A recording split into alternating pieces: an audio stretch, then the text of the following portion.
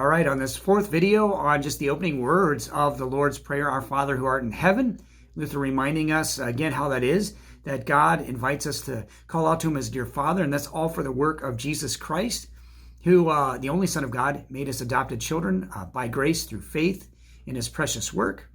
With that, we can call out to God as our Father with all boldness.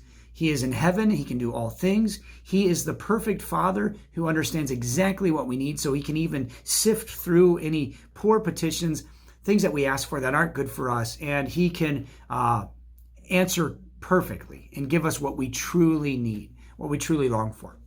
So with that, I want to ask you how often you pray. If we're honest with ourselves, we all could learn to pray far more than we do. What are some reasons why we fail to pray as we ought? Can you take a moment today with your family and talk about things that get in the way of even scheduling time to pray? What's your prayer life like? How often do you call out to God as your Father? Informally, so just on the spur of a moment, or intentionally at various times during the day? Come up with 3 reasons why you struggle in your prayer life.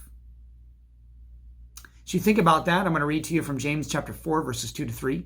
James reminds us, he says, you desire, but do not have, well, so you kill, right? So you turn to evil thoughts.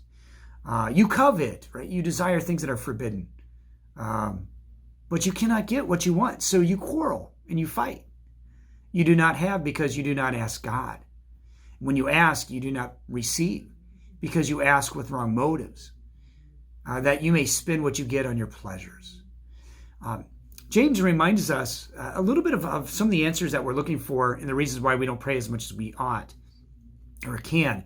It's our sinful nature again, right? It's that stubborn sinful nature that doesn't want to trust in God to really supply all that we need, or that longs for more than what God would supply. Sinful desires, wants. And so in not asking God, what do? We turn to our own devices, turn to our own selves, and we often lash out in anger because we don't get what we want.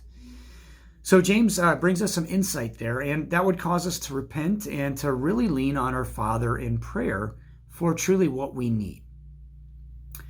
With that, we will continue on for next time, considering, again, what it means to be able to call to God our Father who is in heaven.